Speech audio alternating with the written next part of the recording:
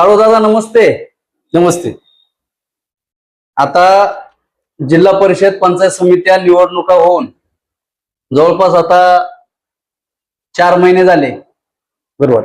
आणि आता 4 महिन्यानंतर आता आपण पाहतोय आपल्या आदिवासी भागामध्ये म्हणजे तुमच्या गावापासून घाटघर पर्यंत आजनवळे असेल किंवा इकडे निमगिरी असेल, पाण्याचा प्रश्न वरती जर पाहिलं पठारावरती सुद्धा पाण्याचा प्रश्न अतिशय गंभीर आहे. बरोबर. आता तुम्ही कसं पाहता या सगळ्या भागामध्ये? खरं म्हणजे आपल्या आदिवासी भागामध्ये भीषण अशी पाणी टंचाई निर्माण झालेली आहे. त्याच्यामध्ये वेगवेगळी कारणं आहेत, नैसर्गिक असतील किंवा मानवनिर्मित असतील. परंतु खऱ्या अर्थानं जर बघितलं तर आता पंचायत समितीमध्ये येऊन मी ती माहिती घेत होतो किंवा पंचायत समितीमार्फत पाण्याचं नियोजन काय झालेलं आहे त्याची चौकशी केली असता आता कोपऱ्या मांडव्याला 2-3 टँकर पाणी पुरवठा केला जातोय. इकडे आपल्या निमगिरी खांडेची वाडी असेल, देवळा असेल, तिकडे पाण्याचे टँकर जात आहेत. जिथं जिथं मागणी आहे आणि नळवणी तिकडं की 17-18 टँकरद्वारे पाणी पुरवठा तालुक्यामध्ये सध्या केला जात आहे, असं पंचायत समितीच्या सभापती कमलताई शेळकंदे आणि गट विकास अधिकारी चिन्नमोहर साहेब यांनी सांगितलं. आणि खरं म्हणजे तहसीलदार असतील, बीडीओ साहेब असतील, सभापती असतील, एकत्रित नियोजन करून या पद्धतीनं पाण्याची समस्या सोडवण्यासाठी ते तालुक्यामध्ये काम करतायत. पण खऱ्या अर्थानं जर बघितलं तर पाण्याची समस्या कायमस्वरूपी जर सोडवायची असेल तर याच्यामध्ये कोपऱ्या मांडव्याची जी समस्या आहे तो त्या ठिकाणी MI टँक होणं काळाची गरज आहे. आणि तो जर झाला तरच त्या वरच्या पठारी भागातला खरं तर पाण्याचा प्रश्न सुटू शकतो. या निमित्तानं मला एक गोष्ट आवर्जून आपल्याला सांगायची आहे की ज्या काही केंद्र शासनाच्या मार्फत जलजीवन मशीनचं काम आपल्याकडे चालू झालं, पण त्यामध्ये कारण ते टेंडर ऑनलाईन सिस्टीम त्यावेळेची असल्यामुळे ऑनलाईन सिस्टीम प्रमाणे मोठ्या ठेकेदारांकडे ते काम गेलं. परंतु खाली सध्या काम करणारे ठेकेदार जे आहेत त्याला सब कॉन्ट्रॅक्टर आपण म्हणतो, त्यांची खरं तर चौकशी झाली पाहिजे. मग निमगिरी असेल, देवळा असेल, उंडे खडक असेल, आमचे खडकुंबिरे असेल, जळवंडी असेल, की याच्यामध्ये सब कॉन्ट्रॅक्टर हे कोण काम करतायत आणि त्याच्यावरती नियंत्रण करणारी जी एजन्सी असेल, पंचायत समिती असेल, जिल्हा परिषद असेल, त्यांनी ते काम योग्य पद्धतीनं, ते पाईप योग्य पद्धतीचे आहेत का, त्या मोटर योग्य पद्धतीचे आहेत का, व त्यांचा पाण्याचा सोर्स योग्य आहे का, तो उन्हाळ्यामध्ये त्यांना भरपूर असं पाणी मिळू शकतं का, या सगळ्या गोष्टीचा विचार जर केला तर त्या योजनेचा उपयोग ते अशा पद्धतीनं जर बघितलं तर आज त्याच्यामध्ये कोट्यावधी रुपये हे पाण्यात गेल्यासारखी परिस्थिती निर्माण झालेली आहे.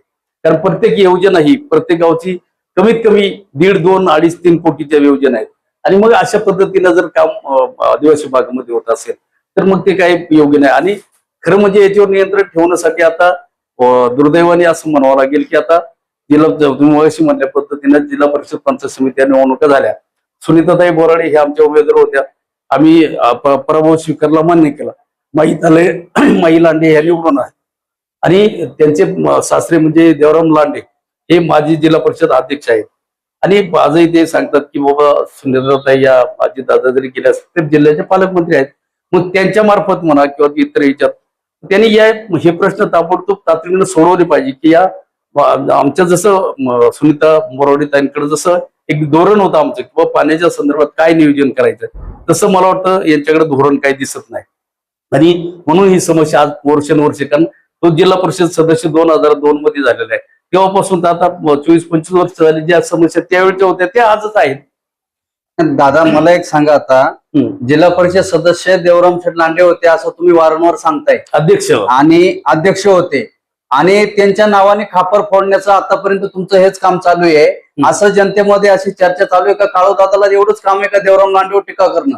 वस्तुस्थिती तुम्ही जाणून घ्या की ज्यांच्या हातात सत्ता आहे सोडवण्याचा प्रश्न मांडावे कुठले मांडले जातात. नुसतं आपण वाऱ्यावर जागेवर बोलून ते प्रश्न सुटतात का, त्याचा पाठपुरावा करावा लागतो. मग ज्याच्याकडे सत्ता तो पाठपुरावा कोणी करायचा? जिल्हा परिषद सभागृहामध्ये कोण आहे, पंचायत समिती सभागृहामध्ये कोण आहे? मग आता कमलताई असल्यामुळे आम्ही इथं भांडू शकतो ना, किंवा पंचायत समिती पातळीवर जे प्रश्न आहेत ते आम्ही सोडू शकतो. जिल्हा परिषदचं कोण आहे? माईताई. मग माईताईने ते जिल्हा परिषदच्या अंतर्गत जाऊन ते जे प्रश्न हे जे योजना पाण्याबाबत आमच्या भागातील जिल्हा परिषद सदस्य माईताई लांडे यांनी आता पाठीमागच्या आठवड्यामध्ये मुख्य कार्यकारी अधिकारी यांच्या केबिन मध्ये हांडा घेऊन गेल्या होत्या. तुमच्या भागामध्ये पिण्याच्या पाण्याचे अतिशय गंभीर प्रश्न उपस्थित झालाय, गंभीर अवस्था आहे. अशा पद्धतीने त्यांनी सिवनच्या पुढे तुमच्या भागातले प्रश्न मांडले, याबद्दल तुमचं काय मत आहे? नुसता हांडा मोर्चा काढून उपयोग काय? म्हणजे नुसता एक मोर्चा काढला म्हणजे प्रश्न सुटणार आहे का? याच्या मुळाशी जाऊन तो प्रश्न का अडलेला आहे, पाणी का मिळत नाही आणि त्याच्यावर उपाययोजना काय केल्या पाहिजे हे शोधलं पाहिजे की नाही. जिथं जिथं पाणी टंचाई निर्माण झालेली त्या गावामध्ये जाऊन तिथले भेटून त्या समस्या, तिथला ग्रामसेवक असेल, तिथलं सरपंच असेल, त्यांच्या मार्फत त्यांनी पाठपुरावा करून बाबा किती प्रस्ताव पंचायत समितीला दिले, पंचायत समितीमध्ये येऊन ते चौकशी केली पाहिजे किंवा पंचायत समिती मार्फत किती प्रस्तावांना मंजुरी दिलेली आहे आदिवासी भागामध्ये, अजूनही किती गावांना गरज आहे याची माहिती घेऊन खऱ्या अर्थानं जर माई लांडेंनी काम केलं असतं तर मला वाटतं ते चांगलं झालं असतं.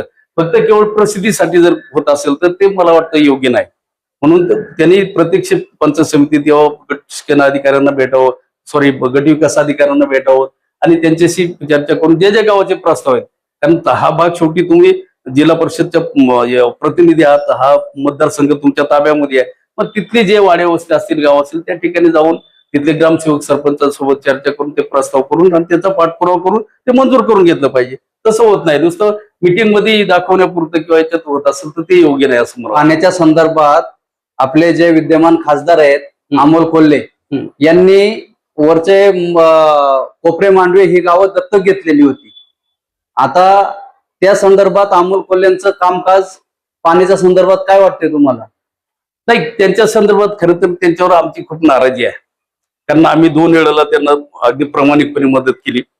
आदिवासी भागामध्ये खासदार निधीतून म्हणा किंवा वेगवेगळ्या केंद्रीय फंडातून म्हणा या योजना व्हायला पाहिजेत, पण आजपर्यंत तसं आपल्याला कुठेही दिसत नाही. खासदारांच्या मार्फत फक्त ते हायमॅक्स दिवे आपटाळा आणि 2-3 ठिकाणी लावल्याचं तेवढं आढळलं. या पलीकडं कुठलंच काम खऱ्या अर्थानं खासदार साहेबांचं आपल्या आदिवासी भागामध्ये झालेलं दिसत नाही. आणि तशा पद्धतीने मध्यंतरी आम्हाला समजलं किंवा त्यांनी मिटिंग लावली, लिहून घेतलं, पण पुढची कार्यवाही काय झाली त्या संदर्भात काहीच कार्यकर्त्यांना माहिती नाही. बरं, आता मगाशी बोलता बोलता तुम्ही जलजीवन मिशन योजनेचं सांगितलं, सब कॉन्ट्रॅक्टदार आहेत. नक्की तुम्हाला काय वाटतंय, कोण कॉन्ट्रॅक्टदार आहेत आणि कोणी कामं केली नाही ते? नाही, तो हा प्रश्न तुम्ही स्थानिक जर ग्रामस्थांना जाऊन विचारला मला वाटतं तर कोणत्या कोणत्या गावांमध्ये असं झालेलं आहे? निमगिरी असेल, देवळा असेल, उंडेखडक असेल, तिकडं आमचं हिरडी असेल, देवळा असेल, जळवंडी असेल, खडकुंबा असेल, उसरान असेल किंवा इकडे चावंड असेल, तर त्या स्थानिक ठिकाणी जर तुम्ही जाऊन विचारलं किंवा इथे सब कॉन्ट्रॅक्टर बाबा काम करणारा ठेकेदार कोण आहे, तर त्याचं स्पष्ट चित्र तुम्हाला होईल किंवा कोणाचा JCP आहे, कोण काम करतोय, पाईप कोणाच्या तिथं स्टोअर केलेले आहेत, ते पाईप कुठून जात आहेत, तर या सगळ्या गोष्टी बघितल्या तर मला वाटतं ते चित्र जास्त क्लिअर होईल असं